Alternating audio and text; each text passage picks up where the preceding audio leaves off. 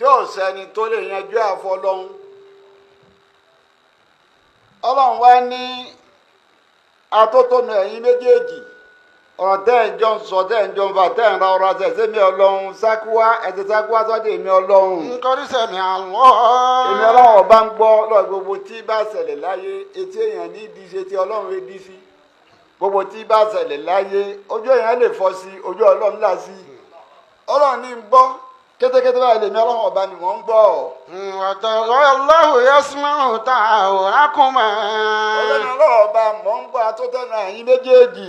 Inna Allaha sami'un basir. ọlọ́run yóò kílíà níbi kọ̀dàrú níbi ọlọ́run ọba lọ́wọ́ sẹ̀mí o. Basirun. mo gbọ́ basiru mo sì rí. الذين يظاهرون منكم من نسائهم ما هن أمهاتهم. ọ̀rọ̀ tó dàrú láàrin wọn ni ọ̀rọ̀ dàrú láàrin èèyàn méjì ọ̀rọ̀ dàrú láàrin ọkọ àtaya ọ̀rọ̀ dàrú láàrin bàbá àtọmọ ọ̀rọ̀ dàrú lẹ́gbọ̀n àtàbúrò ọ̀rọ̀ dàrú láàrin ọ̀gá àtọmọṣẹ́ ọ̀gá ò ní báyìí ọmọ tí ó ní báyìí àbúrò ò ní báyìí ẹ̀gbọ́n ò ní báyìí ọkọ ò ní báyìí ìyàwó ò ní báyìí ó dá méjì ká méjèèjì ọmọ tuntun ọlọ́run gbogbo ẹ̀ mọ́ gbọ́ ọlọ́run wá kílẹ̀ ayé pé. الذين يظاهرون منكم من نسائهم ما هن أمهاتهم. ọlọ́run láwọn inú yín àwọn tí wọ́n máa ń fẹ́ ìyá oyè ìyàwó wọn wọ́n fi jọ tìyá wọn pọ̀ bá súnmọ́ àjọ pé àmì mo tún súnmọ́. ما هن أمهاتهم. ọlọ́run ni wèé ṣe ìyá yín rárá bí ṣe wù kọ́ mọ́. إن أمهاتهم إلا اللاتي ولدنهم. ọlọ́run ní bàbá dàrú máa yín lọ́wọ́ tí ò yẹ yín sí àwọn tí jẹ́ ìyá yín làwọn tí wọ́n bí yín. وإنهم àwọn tí ń jẹ́ ìyá yín làwọn tí wọ́n bí yín ẹni tó bí yín gangan ni ìyá yín. وإنهم ليقولون منكرا من القول وزورا. nígbà tí mo kọ́ ọ̀rọ̀ burúkú nù ìtọ́lọ́run gan fún rẹ̀ pè láwọn ọlọ́run ní pé. إنهم يقولون منكرا من ọlọ́run ní القول. gbólóhùn ọ̀rọ̀ báwọn munkara mina lè kọ́ lì ọ̀rọ̀ tó kàn pọ̀ ni ọ̀rọ̀ ni ọ̀rọ̀ tí ọ̀dà ni àmọ́. وزورا وإن الله لعفو غفور. ọlọ́run lélẹ́rẹ́ ìtọ́sọ̀ ni àfóhùn gàfúrú ọba alámojúkúrò ní mi aláforíjì ní mi mo mójúkúrò ń bẹ̀ fún yín. والذين يظاهرون من نسائهم ثم يعودون لما قالوا. ọlọ́run náà tó wá sọ bẹ́ẹ̀ nínú ẹ̀sìn wa yìí gbogbo nǹkan ló nítanràn. nínú ẹ̀sìn wa yìí gbogbo nǹkan ló ní tanràn. kọ̀ọ̀kan lè lọ just like that. kọ̀ọ̀kan lè lọ bẹ́ẹ̀ gbogbo ẹ̀ ló nítorí ní tó bá ti tanràn. ṣe tó bá ti lọ fírì ẹlòmí ní o tún ṣe ń jọ mi. torí tó bá níbi ẹni tó ṣe ń jọ ní ìkìlọ̀ torí ẹ̀ ṣẹlẹ̀ nǹkan gbọ́dọ̀ ṣẹlẹ̀. nǹkan ìdí ọba yẹ kéèyàn ó ṣe tó ọba ti ṣe ọ jẹ̀rẹ̀ fáìlì. ó jẹ fáìní ó jẹ pẹnátì lórí rẹ̀. kò ní lọ fírì inú ẹ̀sìn kò wa. ní lọ fírì nínú ẹ̀sìn wa. ó pé ìjọba gan máa ń ṣe bọ́ bá wù àkànwá náà fún ẹ̀kú èrì rẹ̀ kó fi mọ̀ yí pé wọn èyí ṣe bẹ́ẹ̀ torí jọ mi kó sì jẹ́kọ̀ọ́ fẹ́ lómi. ọlọ́run ní ìwọ̀tọ̀ wá ṣe bẹ́ẹ̀ inú ló bí ọ ló mú ọ sí wí nígbà tójú ẹ wá wálẹ̀ wá ní àkótó yìí ń fa èmi nínú mọ̀mọ́ kà bí mi ní tí màmá mi ṣèyàwó ni wọn náà ní ìyàwó mi ọlọ́run ní àgbá. فتحرير رقبة من قبل أن يتماسا. ọlọ́run lọ sàn ìtanràn ìtanràn rẹ ni kó túkùn lọ́rọ̀ ẹrú. من قبل أن يتماسا. kó tó di kóbìnrin yẹn lẹ́tọ̀ọ́ fún ọ padà láti kó ọ fẹ́ súnmọ́ ọ fẹ́ fọwọ́ kàn àrùkùránì yáyì àrùkùránì lójútì àwọn oníkọ́ídà oníbàlágà kọ́ wọ́n ní àtọ́ríà الطريا أبلغ من التسريح. ọ̀rọ̀ kan náà ní méjèèjì àmọ́ kò ṣe ìrọ́nbẹ́rẹ́ ọ̀rọ̀ ọ̀làlàáfíà ọ̀yá yìí kọ́ làmọ́lẹ̀ pa lẹ́ẹ̀kan náà lọ. kò ṣe ìrọ́bẹ̀rẹ̀ ọ̀rọ̀ ó lálàáfíà ju kò lámọ́lẹ̀ lọ. so èsúmáyàwó ẹ̀ náà lọ fẹ́ wí. تحرير رقبة من قبل أن ọ̀kà lè wọlé tó يتماسا. ọba òun mọ́ o ó túkù lọ́rọ̀ ẹrú ìtàn rẹ̀ nu. ذلكم توعظون به والله بما تعملون ó rí i خبير. pé nàṣíyà lọ́lọ́ ń pè dalikum tuwasuna bi. Ọlọ́run ní torí kẹ́ má ṣe bẹ́ẹ̀ mọ́ ń ṣe wáàsí fún yín o. wallahu bima ta'maluna khabir. nítorí gbogbo ń tẹ́ bá ṣe ń sẹ́ni fún yín nírò. faman lam yajid fasiyamu shahrayni mutatabi'ayni min qabli an yatamassa. bọ́ bá wá rẹ́rú agbágbára rẹ̀ ọ̀kẹ́rú méjèèjì ti kó sábẹ́ fàmálámúyẹ̀ jírí. Ọlọ́run ní. man lam yajid fasiyamu shahrayni mutatabi'ayni. ọ wà bọ́ sínú àwẹ̀ sàrẹ́ẹ̀nì shahrayni mutatabi'ayni mutatabi'ayni. àwọn oṣù méjì gbáko ni o ní àwọn oṣù méjì.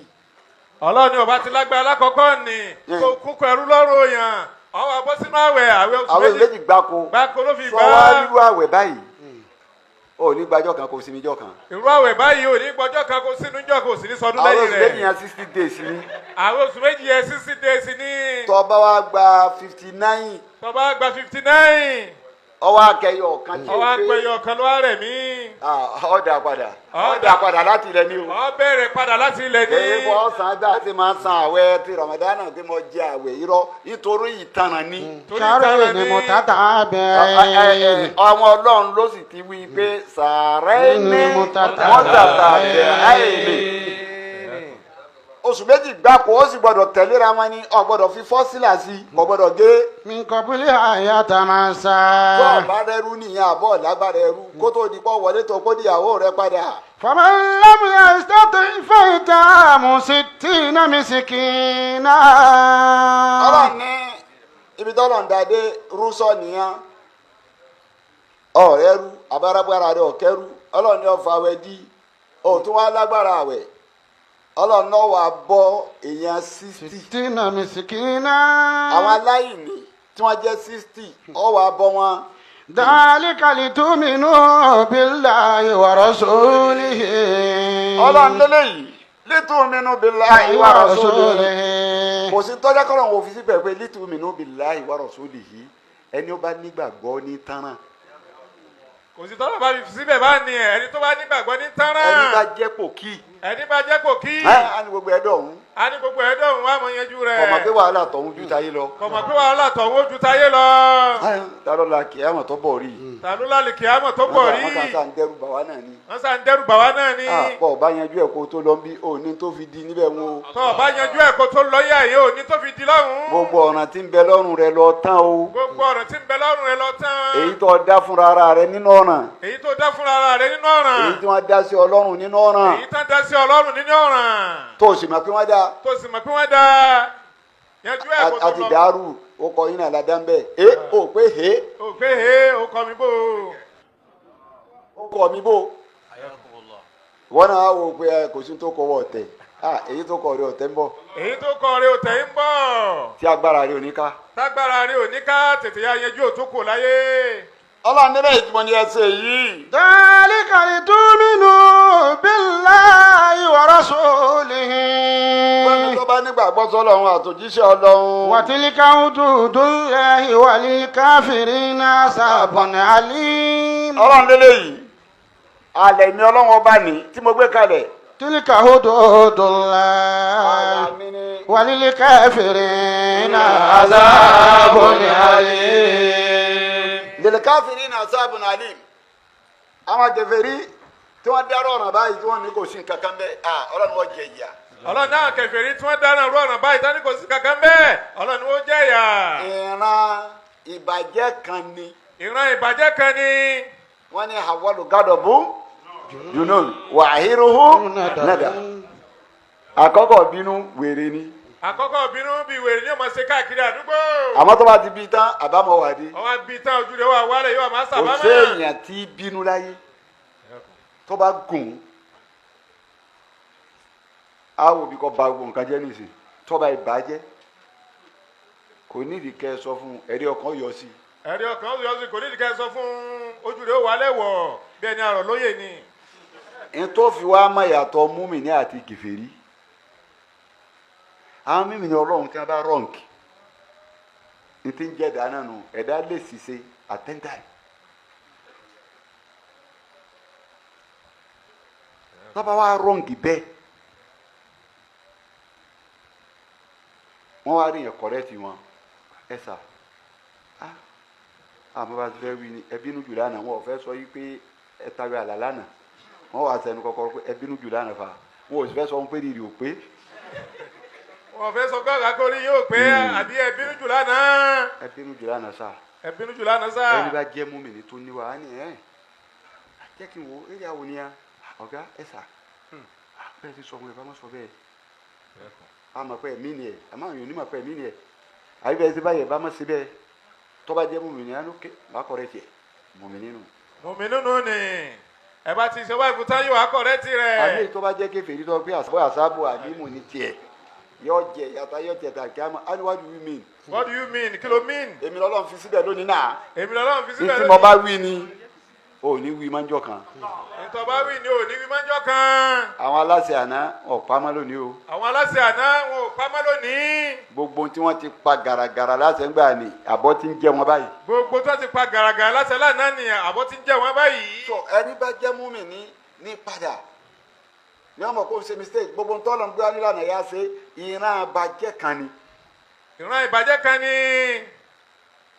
ìbàjẹ́ yìí ó wá pín oríṣiríṣi o tọ́jà pé tọ́jà péré eléyìí ń la ní ká dúró corruption nìkan àlefa tọ́gbọ̀n àwẹ̀ yóò fi tán.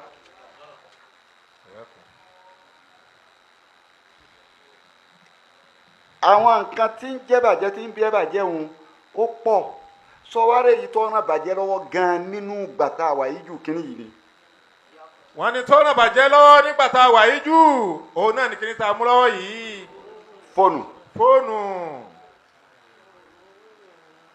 ẹ̀kọ́ tí Islam wa kọ́ wa pọ̀ Islam gbogbo ń tọ́sọ kọ̀ bá rí níbẹ̀ o bámu lọ sí sùràtù núrù kọ́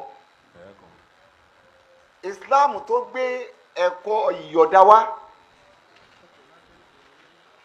àwọn tí Islam fojú wò níbẹ̀ yìí pé ẹgbà ìdá nǹkan báyìí ẹgbà ìdá nǹkan báyìí ẹgbà ìdá nǹkan báyìí ó fẹ́ kẹ́ ẹ wù ẹni ó lẹ́kọ̀ọ́ kò fẹ́ kẹ́ ẹ wù ẹni tí ò lẹ́kọ̀ọ́.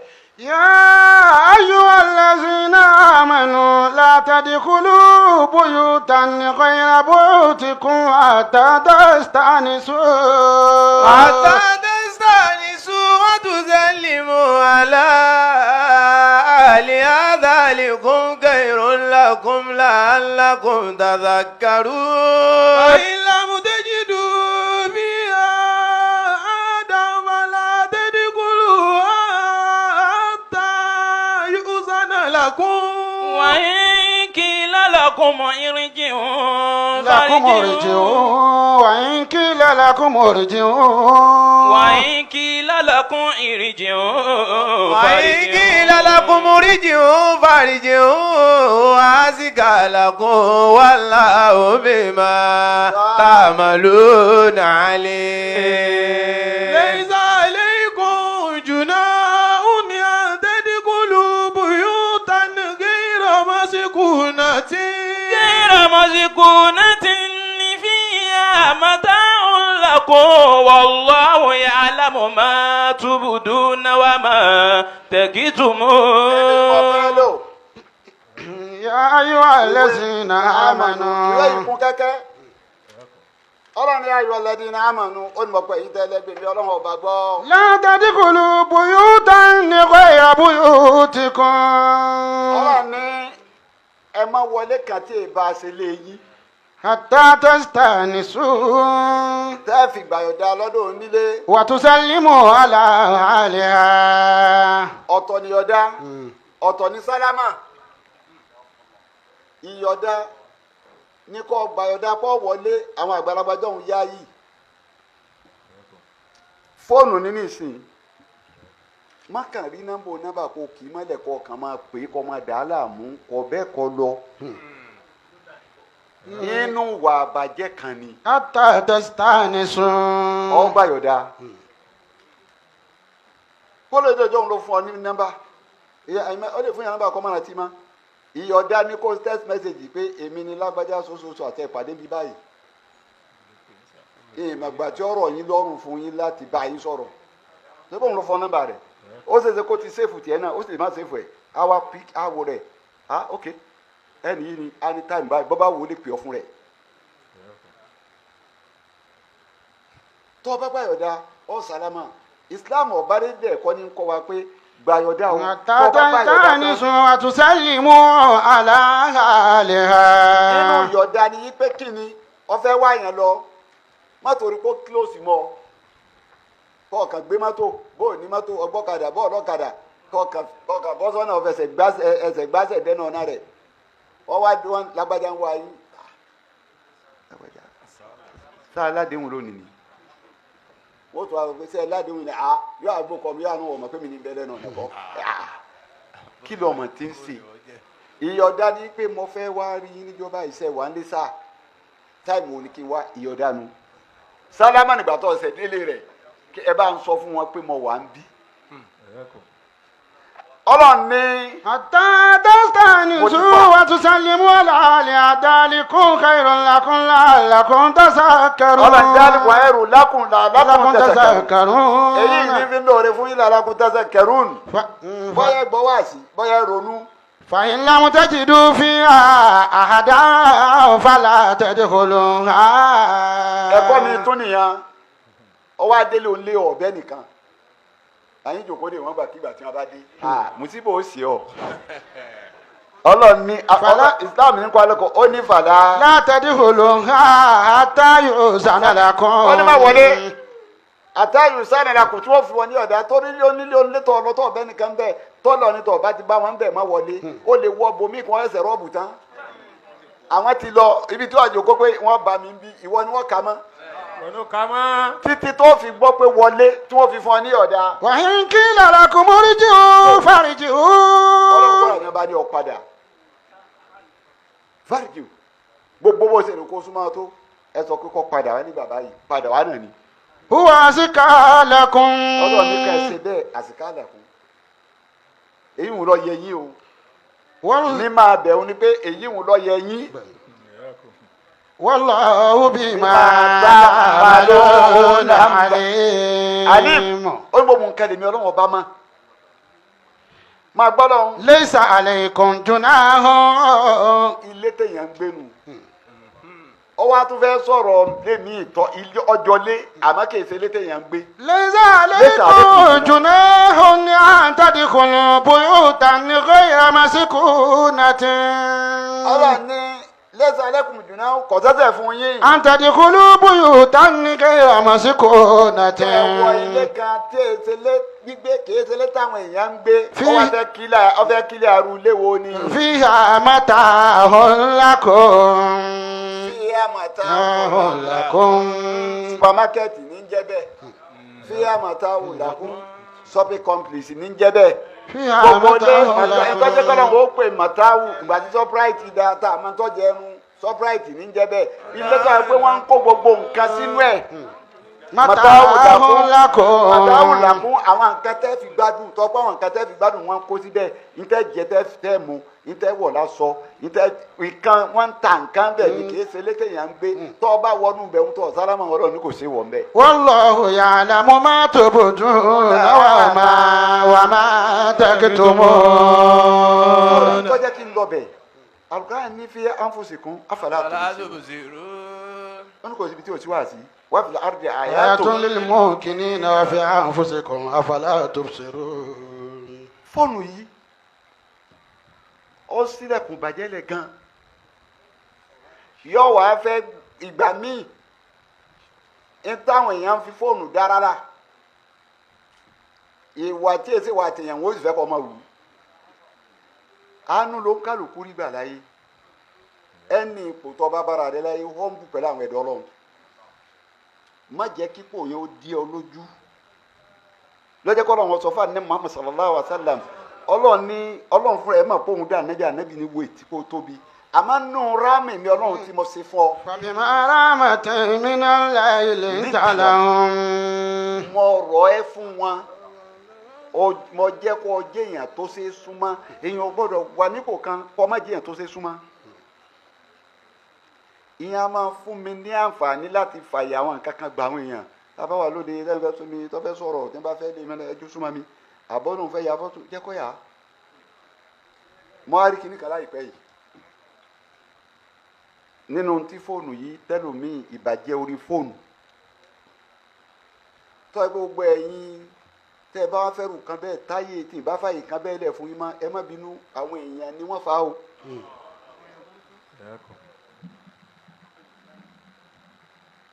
opportunity yẹn bá fún yẹn ò gbọ́dọ̀ sílò.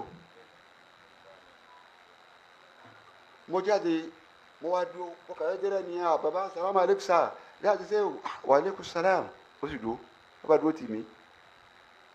mo fi mo yẹ fọ́ pẹ̀lú yín sáà máa pé níbẹ̀ ohun tí n bá ń sọ fún yín pé no àwọn yóò ní kọ̀ọ̀tàn o. wọ́n àjò dèèyàn yẹ̀yẹ́ ojú rẹ̀ wà kéré nítorí sàkátì yẹn máa yọ pé yẹn máa yọ ìsàká yìí kí ìsàkówó nìkan òun náà fẹ́ lo opportunity pé kí wọ́n mọ̀ pé àmọ́ mọ̀ wọ́n mo kí dáadáa abani surprise ẹ jẹ́ kí bọ̀dẹ́ mi surprise ṣé surprise táwọn wà pẹ̀lú nìsín gbogbo èmi ti ń ṣe nǹkan mi lọ́gbọ́ ẹ ní mo rò pé ó kàn bẹ́ẹ̀ nìyà sọ̀rọ̀ ni àṣẹ ń ṣe fídíò ìwọ tó mo fún ọ lórí ọ̀fẹ́ kọ́ ya fọ́tò pẹ̀lú mi ti mọ́ rí tó ṣe fídíò ìwọ gan fúnra rẹ ti kọ́kọ́ rúdù tó bá fẹ́ ṣe fídíò kóyà bí a bá pe kọ́ọ̀lù mi tó bá fídíò pè mí tí ì bá ní pẹ́ ni mo mọ̀ yìí nígbè tó bá ti jẹ́ mo mọ̀ gan sí yòówó lọ jẹ́ ọ́ tó yìí ní tó lè pe direct call.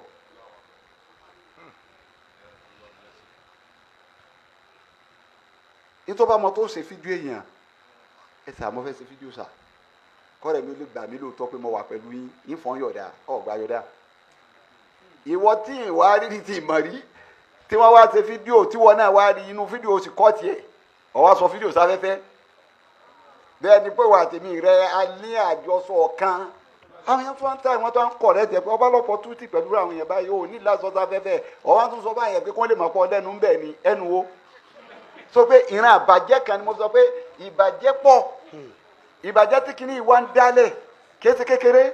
ìbàjẹ́ tí fóònù yín dálẹ̀ kìí ṣe kékeré. bọ́lá rẹ lomi jọ mi tó ń sáré bọ̀ wá bọ̀ tó ní no. báwọn tó sáyé wọn àwọn náà ẹ má bu wọn o. mo rí èèyàn tí wọ́n ya fọ́tò ẹ̀ lóde tó su ẹ̀ tó ń kó su rẹ̀ tó òun ní kọ́ ya fọ́tò òun kí wọ́n ya fọ́tò kọ́ ya yẹn sí. mo fọkọ̀ bó láti rí èèyàn ńlá ni tó sì dọ̀rọ̀ sí lọ́rùn pọ̀ lẹ́kọ̀ọ́ ọkàtà déédéé nínú ọyọ fọ́tò what nonsense.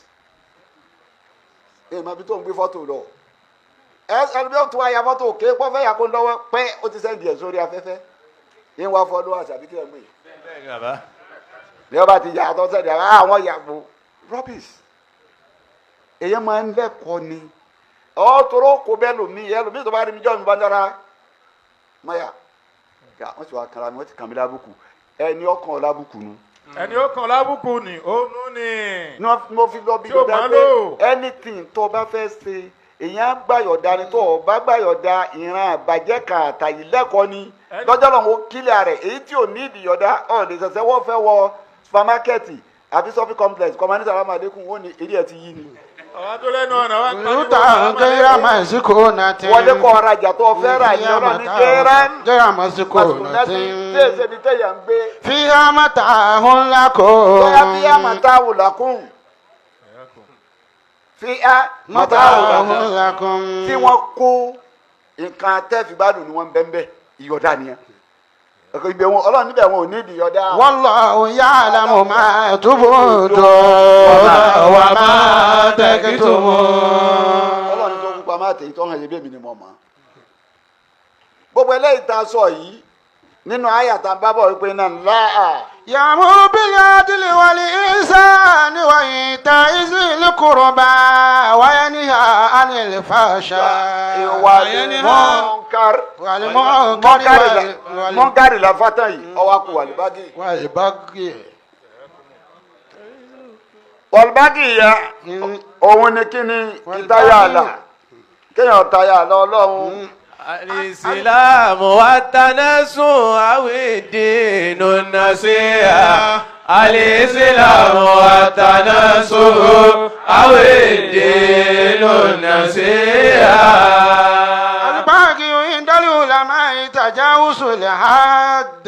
Ẹni wàá túmọ̀ rẹ̀ tí ni pé kéèyàn tayọ àlọ́ ọlọ́run ọba tayà báńdírì ọlọ́run àlàtọ́lọ̀ ńlá alẹ́ kéèyàn tayọ rẹ̀. Lidhalika kana Allahu ta'ala yaqulu inda awamirihi tilka hududullahi fala ta'taduha.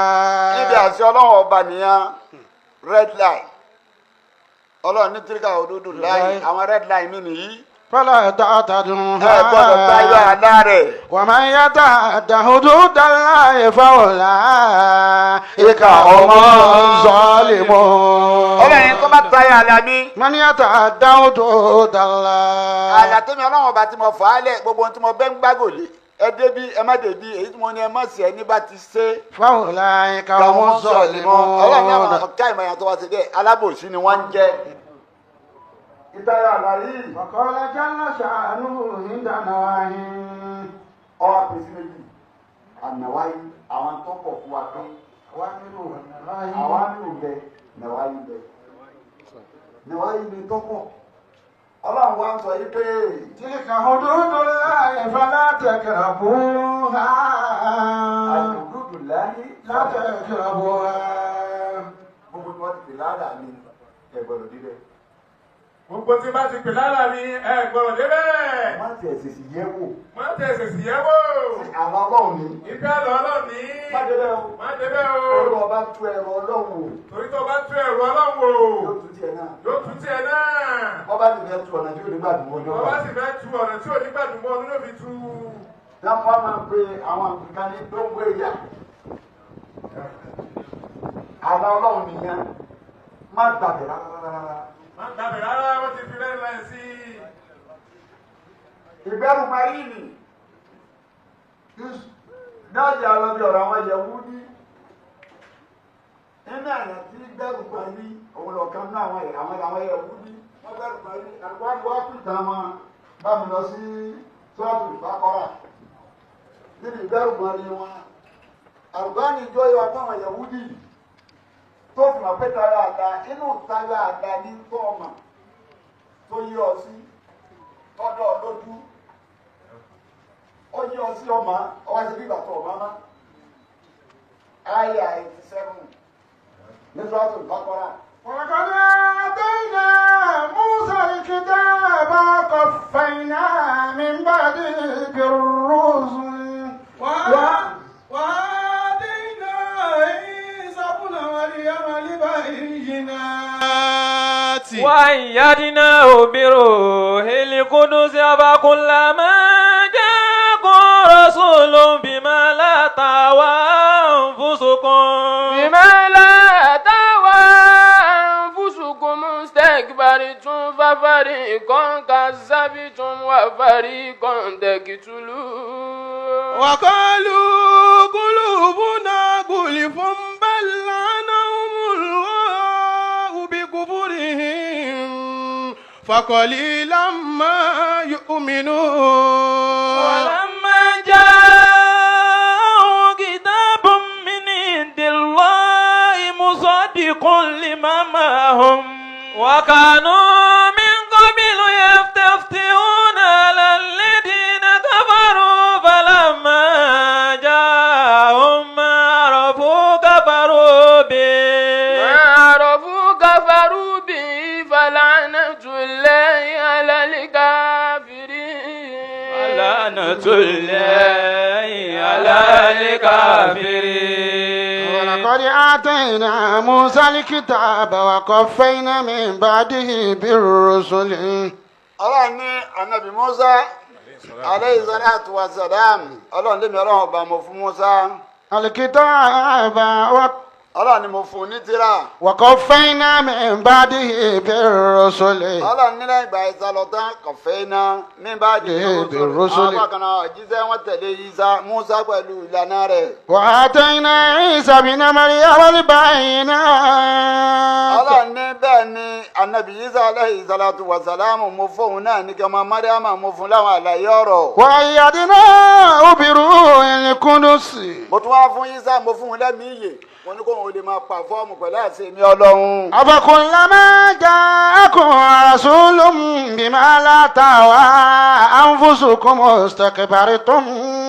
ibi tá a tọ́ gan nìyẹn ìwà àwọn Yẹhudi ìwà àwọn ìgbẹ́rùgbọ́nrí wọn tí ọ̀dà àtayọ àlá wọn nìyẹn ọlọ́run ní lọ́pọ̀ lópin ìgbà ọ̀pọ̀lọpọ̀ ọgbà. جاءكم رسول بما لا تهوى أنفسكم استكبرتم. táwọn òjíṣẹ́ àwọn ọlọ́run tí wọ́n bá ti dé tá a bá ti gbójíṣẹ́ kan dé ìwà àwọn Yẹ̀wúdí nìyẹn. استكبرتم wọ́n ó ṣe kọ́ńkínná pẹ̀lú ìfẹ́ ẹnu wọn tó ga jù lẹ́mìí wọn ni. ففريقا كذبتم وفريقا تقتلون ọlọ́run ẹ̀jẹ̀ sọ̀wọ́ agbárùnmárí wọn fún yín tí wọ́n wù méjì ni.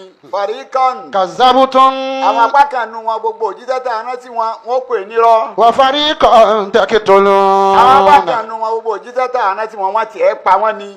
وقالوا قلوبنا غلف بل لعنهم الله بكفرهم فقليلا ما يؤمنون. ọlọ́run ni wọ́n taara àlàyé wò bójú ẹ̀yìn kọ́ lu gbólóhùn tí wọ́n tún wá sọ ní pé قلوبنا غلف ẹ̀mí wa kún kẹ́kẹ́ gbọgbẹ́ sọ̀rọ̀ ọ̀hún àti ẹ̀fẹ́ gbọ́ kì í sì ń kata wẹ́kọ̀. قلوبنا مغلقة níbẹ̀ ó di ẹ̀mí òun ti di pinpin ó ti àti tilẹ̀kùn rẹ̀ àtìlẹ̀kùn ọkàn yẹn. Báyìí. yà á ní gbọ́ àti gbọ́n tí wọ́n àwọn òjíṣẹ́ wọn ń wí.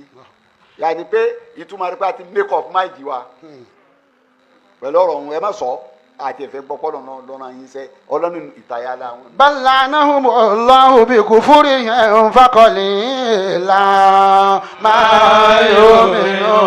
ọlọ́run ní lẹ́yìn tẹ̀lé wọn yìí mo làánà wọn mo sẹ́bilẹ̀ wọn ọlọ́run ní díẹ̀ nu wọn lọ́gbà wọn lọ́wọ́ ọba gbọ́.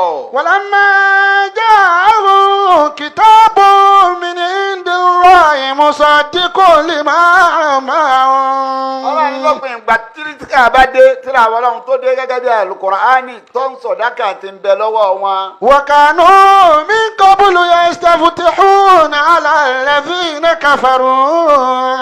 ọlọ́run nígbà lu tíra yìí tá a mú wá bá wọn yìí. يستفتحون على الذين كفروا. pẹ̀lú òjíṣẹ́ tá a mú wá bá wọn àti tíra tá a mú wá bá wọn wọ́n ti lórí síwájú tí wọ́n ti fàribáríkà tíra yìí tọrọ nǹkan lọ́dọ̀ ọlọ́run bí wọ́n bá fẹ́ lógun wọn ní ọlọ́run wọlé Al-Qur'ani jásẹ́gun yìí mẹ́sẹ̀ ròyìn Al-Qur'ani yìí tí wọ́n ròyìn ẹni tó gbé fún jásẹ́gun wọ́n sì ṣẹ́gun. فلما جاءهم ما عرفوا كفروا به. títẹ̀ ti mọ̀ tẹ́lẹ̀ kí ẹ ti pẹ́ mọ̀ ìgbà tó dé tán ẹ wá ṣe gèfèrí pẹ̀lú ẹ̀. فلعنة الله على الكافرين. ọlọ́run ní èpè mi ọlọ́run ìyà mi ìjà mi ìbínú mi kọ́ máa bá àwọn tó ṣe gèfèrí. بئس ما اشتروا به أنفسهم أن يكفروا بما أنزل الله بغيا أن ينزل الله من فضله على ما يشاء من عباده فباءوا بغضب على غضب وللكافرين عذاب مهين. وإذا قيل لهم آمنوا بما أنزل الله قالوا نؤمن بما أنزل علينا ويكفرون بما وراءه وهو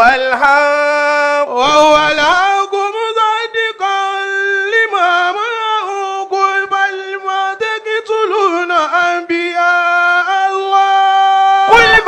تقتلون أنبياء الله من قبل إن كنتم مؤمنين. بئس ما اشتروا به أنفسهم أن يكفروا بما أنزل الله بغيا. ọlọ́run ní bísà ṣé ọyìn pẹ̀lú tẹ fowó ara yín rà àtẹ̀yàn fowó ra wàhálà ń jọ mi. àṣeyàn fowóra wàhálà ń jọ mí. Yorùbá ní olówó fowó ra kú. Yorùbá ní olówó fowóra kú. ọlọ́run ní sí ọyìn pẹ̀lú tẹ fowó ara yín tẹ fi rà tẹ̀sẹ̀ ara yín rà ń pa pé ẹ ṣe gèfèrí pẹ̀lú tẹ̀mí ọlọ́run ọba tí mo sọ̀ kalẹ̀ bágíyá. بغيا أن ينزل الله من فضله على من يشاء من عباده. méjì dẹ́rù parí pa nígbà ó lè ní ọlọ́run ọba lè mí sì sọ ń tà ń pè níkẹ̀ èmi ní ń sọ àánú mi kalẹ̀ mi tọ́lá ọlọ́run mi ni mi ń sọ fẹ́ ni mo bá fẹ́ على من يشاء من عباده. nínú àwọn ẹrú mi. فباءوا بغضب على غضب. ọlọ́run ní ìbínú bá lékún bínú fún wa ọlọ́run ní wà lélẹ̀ ká. كافرين عذاب مهين. bájí àyàn ni mo fẹ́ lò.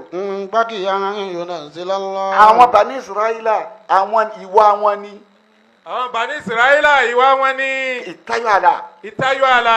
wọ́n pa àwọn ànábì tọ́lọ́ àwọn òjíṣẹ́ tọ́lọ́ àti wọn pa wọ́n. wọ́n pa àwọn òjíṣẹ́ tọ́lọ́ bá rán sí wọn. ní ti bínú ọkàn. ní ti bínú ọkàn. àti kórìíra. àti kórìíra. wọ́n sì pa àwọn míì nírọ́ nínú wọn. wọ́n sì pa àwọn míì nírọ́. ọlọ́run lárúkọ ni wọ́n máa tẹ́lẹ̀ gẹ́gẹ́ fún ọmọ ọ̀rọ̀ ànábì wọ́n ti gbọ́ ìbẹnu tòrẹ́tà ìbẹnu ìjìlá kò dàrú àmọ́gbà tó dé táwọn ọ̀gbà. kò dàrú mọ́ lọ́wọ́ àmọ́gbà tó dé táwọn ọ̀gbà. ní ti tayọ àlà. ní ti tayọ àlà. ìtayọ àlà yẹn irú ìtayọ àlà bẹ́ẹ̀ la rí lọ́dọ̀ fíríọ́nà náà. ṣé fíríọ́nà kú sàdé kì í ṣe pé kò mọ̀ pé Musa òjíṣẹ́ ọlọ́run ni. òjíṣẹ́ ọlọ́run mọ̀ pé Musa òjíṣẹ́ ọlọ́run ni àmọ́fẹ́nu ọ̀jọ́ gbà ẹ̀mí líle. ẹ̀mí líle kò jẹ́ kí fìlọ́nù gbà kò jẹ́ gba Musa gbọ́. ẹ̀mí ìgbéraga ọ̀jọ́ gbà. ẹ̀mí ìgbéraga ọ̀jọ́ gbà. gbogbo bí Musa ṣe wàhálà tó kí fìlọ́nù ó jèrè kò gbọ́. gbogbo bí Musa ti ṣe wàhálà tó kí fìlọ́nù ó jèrè kò gbọ́. ọwọ́ abá débi ẹ̀tẹ́ àtàbùkù. ọwọ́ abá débi ẹ̀tẹ́ àtàbùkù. kó tó lóun gbọ́. kó tó lóun gbọ́. èyí ń lọ́rọ̀ mú wa ní Suratu Yunus kọ́. wọ́jà ó sì náà bíbọ́ ní Isra'ila ìbára fàtìbáhùn Fir'aun. فاتبعه فرعون وجنوده بغيا وعدوا حتى إذا أدركه الغرق قال آمنت أنه لا إله إلا الذي آمنت به بنو إسرائيل. آمنت به بنو إسرائيل وأنا من المسلمين. وأنا من المسلمين الآن وقد عصيت قبل وكنت من المفسدين. واليوم ننجيك ببدنك لتكون لمن خلفك آية وإن كثيرا من الناس عن آياتنا لغافلون. Fìràwọ́nà agídí ló ṣe títí. وجاوزنا ببني إسرائيل البحر فاتبعهم فرعون. ìgbà tó wá dójú ẹ̀ tán tọ́lọ́ ń sì rán Musa sẹ́gbẹ́ lọ àwọn ọmọ Ísírẹ́lì lọ gba àwọn lẹ́kùn wọn la Musa àti àwọn tìjọ rẹ̀ àwọn tó kó wọ́n àti kí wọ́n fèsì ọ̀nà kí wọ́n máa lọ. فاتبعهم فرعون وجنوده بغيا وعدوا. ọlọ́run ní Fìràwọ́nà ẹ̀hún. فاتبعهم فرعون Fìràwọ́nà àtàwọn ọjọ́ rẹ̀ àwọn wọn á tẹ̀lé Musa bágìyà. بغيا وعدوا. ó náwó eré àkántì yẹn máa ń bá yẹn fàdé tó bá ti bá fàdé bẹ́ẹ̀ kó jọwọ́lẹ̀ ní pé iṣẹ́ ọlọ́run lélẹ́yìí. ó láwọn eré. láfíà yìí tó bá jọwọ́lẹ̀ ó pẹ̀lú sí ni. déédéé bí Fìràwọ́nà ṣe tẹ̀rí mú lọ́ máa tẹ̀rí. dèdè bí fìlọ́nù ti tẹ̀rí nínú wọn ló tẹ̀rí. ìjẹ́dá séyàn ìsọ̀gá sọmọṣẹ́ ọmọdé o ọmọ tá à ń gbá bọ́ fún kọ́lọ́ rẹ̀ wá wá tá à ń kàn kó. tájàgbé mọ́. yọ dààmú ẹ̀mí ẹ̀ yọ bẹ́ẹ̀ mi ẹ̀ fà pé ṣé wàá gbà fún ni. àwọn náà di bàbá ara nufa. bóun ṣe ń bínú lọ́dọ̀ lọ́ọ́ mọ̀ pé mo ti fi sọ̀gá rẹ̀ òun kọ́ ń bájẹ́ mi lọ́ ń bájà ọlọ́run máa ro ọmọ yẹn lágbára. àwọn àgbàlagbà jọ òun kan gbọ́n ọlọ́run darí wọn pẹ̀lú ìmọ́lẹ̀ ẹ̀mí wọn kọ́ darí wọn ìmọ́lẹ̀ ń bá wọn rìn tí wọ́n bá ti rí ìṣesí bẹ́ẹ̀ wọ́n sọ́dọ̀ rẹ̀ wọn. òun mọ̀ wá sá wọ́n wá ń bí ànánu ọlọ́run ti gbé ọ débi tí ó gbé ọ dé lónìí èmi kọ́nsẹ́ni ọlọ́run ọba lọ́fà àlùbáríkà sí bó ọ̀nà ìwọ láti gbogbo àti ẹ̀ńkọ́sẹ̀ wọn rà pé nǹkan tó ti yàtọ̀ sígbà wọn ìwọ láti fi kúnra wọn ní ìsìn àìmọye ọmọ iléèwé tí sísà kọ́wé ó ti mọ́jọ́ gẹ́ lọ. àìmọye ọmọ tí sàkọ́wé ó ti mọ́jú ọ̀gá rẹ̀ lọ. àwọn tẹ́mi wọ́n gbà fà tọ́ bá irú ọmọ bẹ́ẹ̀ ní kíláàsì yọmọ òwe ọba kó ń kíláàsì wá rí mi lọ́fíìsì èyí tó ń wílẹ̀ kan òun ibo ti kà á ọmọ àwòrán báyìí ọmọ fìdí ọmọ tìbí ó ní sọ̀rọ̀ kò sí sọ́run wọn sì mọ̀ sí ẹ̀sà ìwé báyìí mo ti rí báyìí mú ìwé náà wá lọ́la kò ní rí pé ìwọ náà tó ń wí nǹkan bí àwa wá. kò ní rí pé ìwọ náà ti ń wí nǹkan bí táwa wá. tí wọ́n lọ lọ́pọlọ rẹ̀ ni ṣebí kọ́ ọkọ ni ìwà tó ọkọ mọ̀ kan tó yíwọ́ tó ọjọ́ gbádùn mọ́ ẹgbẹ̀tàlá tó ọkọ tí ò yíwọ́. ẹgbẹ̀tàlá tó ọkọ tí ò yíwọ́. tí ò yíwọ́. àwọn bẹ́ẹ̀ ìfìríó náà ìtọ́nà ń dára fún Musa ó ti tó fídíò náà ní wàásí wípé àmì kan ni o lọ́mọ yìí kò wá gbọ́ nítorí kù ní kò wá dìde ọ̀tá sí fídíò náà ó dìde yá ọ̀rọ̀ ni mú fídíò náà. àti bá a hó fídíò wájú lódò bákìyà wá di wá. bákìyà níta yà làwọn wá ń tẹ̀lé Musa. wá di wá. kó bá jẹ́ kì í ṣe bákìyà nìkan wá di wá. ọ̀dà wá. ọ tún ba sọ̀tá àfàìbọ̀ ó kú lónìí gbogbo ọ̀nà pátápátá máa rí i pé mo finish ẹ̀ gbogbo ọ̀nà pátápátá máa rí i pé mo destroy ẹ̀ gbogbo ọ̀nà pátápátá máa rí i pé mo rẹ́yìn rẹ̀. hatta idha adraka al-gharqu qala amantu annahu la ilaha illa allazi. ọlọ́run ló lé títí ọlọ́run sì ti fọ̀nálẹ̀ fún Musa àwọn àjọ Musa àti Musa àwọn rí lómi ọlọ́run lómi ṣe bẹ́ẹ̀ mi mo ní ọ dọ̀nà pọ̀pọ̀ ọwọ́ rẹ̀ ń fi la odò yẹn kódò òpin sí méjì máa tọ́ náà bẹ lọ àwọn fídíò náà tàwọn èèyàn rẹ̀ àwọn rí bí Musa ṣe ń lọ pọ́wá náà máa lọ wọ́n sì ń bọ̀ tógúntógún wọ́n ń bọ̀ tìjàtìjà wọ́n ń bọ̀ ti wàhálà ẹ̀rù ń bà àwọn èèyàn Musa ní kàlá wọn ò lè bá wa ẹ sáfọkàn balẹ̀. falamma al-jam'ani qala adhabu Musa inna lamudrakuna qala kalla. wọ́n ní wọ́n lè wá bá àwọn àjọ Musa sọ Musa wọ́n ti rí pé wọ́n ń close má wọn wọ́n ń fà wọ́n ní backing wọ́n wá ẹ̀rù wọn bá wọn pé Musa wọn dé aṣíwájú ọ̀gbọ́dọ̀ sójó àwọn náà sì lẹ́bi ọlọ́run ọ̀ràn wọn ń sẹ́ Musa lọ́rọ́ ń sẹ́ Musa ń communicate pẹ̀lú ọlọ́run bẹ́ẹ̀ lẹ̀rù ń bá àwọn tí wọ́n ń wò yìí tí wọ́n ń wọ̀ ọ̀hún wọ́n mọ sẹ́sẹ́ yìí Musa wa ń sọ fún wọn yìí pé. qala kalla inna ma'iya rabbi sayadi. ó ní kọjá jẹ́ bẹ́ẹ̀ kàlá inna ma'iya rabbi sayadi. ìtàwọn àbá ń pè ní màyí ọlọ́run ọba nìyẹn ibi ọlọ́run ọba mi wà pẹ̀lú mi kò fi mí lẹ̀ nígbà kan. sayadi. ọ̀rọ̀ òdì tó bá yìí rí kọ́ máa sọ ibi tí ń gbà. sayadi ní ibi tá a tọ̀ wọn èèmọ̀ bí wọ́n fẹ́ tọ̀ nítorí wọ́n ti kodò ẹ̀yọ́ ṣe padà sí máa fi lónà ní bọ̀ pẹ̀lú ọmọ ogun yìí. odò níwájú wọn bọ̀ wọ́n àkóso òkòso mi ni ọlọ́run wọn sọ ibi tí ń gbà fún mi. فأوحينا إلى موسى أن اضرب بعصاك البحر. ọlọ́run yóò jìnnà tó yìí hùn nítorí ló ń bẹ lọ́wọ́ rẹ̀ ọ̀pọ̀ ọwọ́ rẹ̀ wọn náà ni kò fi ná odò ni.